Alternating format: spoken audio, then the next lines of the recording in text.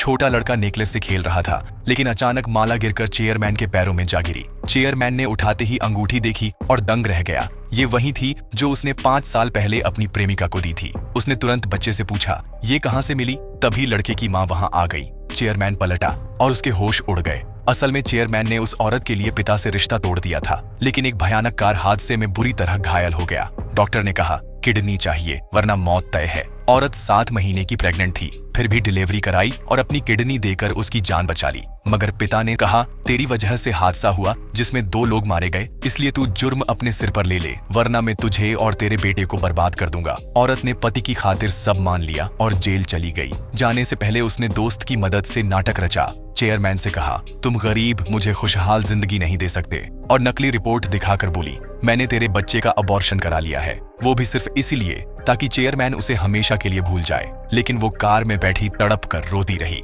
5 साल बाद औरत जेल से बाहर आई। इस दौरान उसका दोस्त बेटे की देखभाल करता रहा, लेकिन समय से पहले जन्म लेने की वजह से बच्चे को दिल की बीमारी थी। इसीलिए एक दिन जब उसे दौरा पड़ा तो डॉक्टर ने कहा, अगर 1 हफ्ते में ऑपरेशन नहीं हुआ तो बच्चा मर जाएगा और खर्च 3 लाख युआन लगेंगे। औरत हताश थी, लेकिन इसी दौरान बेटे के हाथ से माला गिरकर चेयरमैन के पैरों में जा पहुंची। चेयरमैन ने अंगूठी पहचानी और बच्चे से उसके बारे में पूछने लगा। तभी औरत पहुंची और 5 साल बाद दोनों आमने सामने खड़े थे। चेयरमैन ने बच्चे की उम्र पूछी, लेकिन औरत डर गई कि अगर सच निकला तो चेयरमैन का पिता उन्हें फिर से जुदा कर देगा। उसने झूठ कहा, ये मेरे पति का बेटा है। तभी दोस्त आ पहुंचा और बच्चे को गोद में उठा लिया। उसने कहा, ये मेरी पत्नी है और आगे से तुम इसके आसपास मत दिखना। चेयरमैन गुस्से से भड़क उठा, लेकिन औरत ने कहा, मेरा अब खुशहाल परिवार है, इसलिए हमें अकेला छोड़ दो। कुछ दिन बाद बच्चे को फिर दौरा पड़ा। डॉक्टर ने अल्टीमेटम दिया, शाम 6 बजे तक ऑपरेशन नहीं हुआ तो बच्चा मर जाएगा।